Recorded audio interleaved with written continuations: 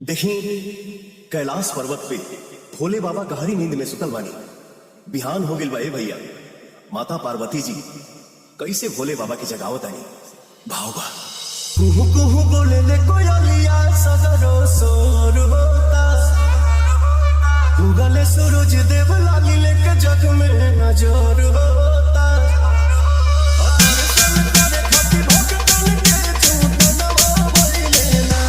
भोले बाबा खोली ना हो नवा अब भी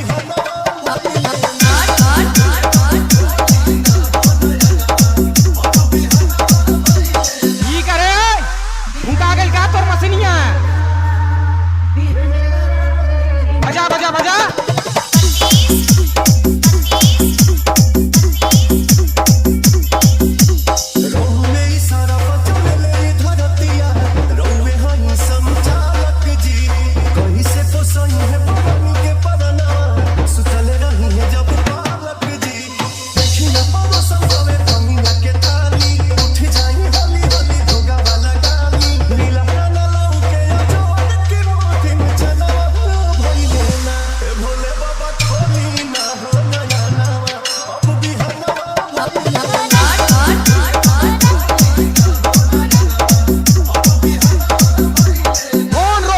शेर को आने से और गोरखपुरी वाइब्रेशन बजाने से।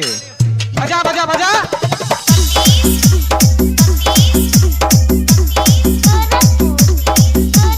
पूरी के ध्यान होली कोलिया सनन राव जटा हम ठीक से सजा दी।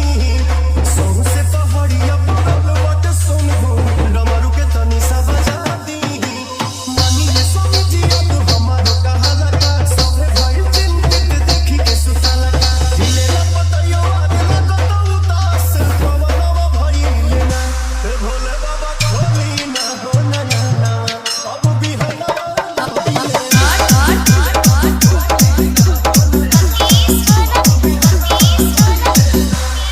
Bhojpuri Raswak Net.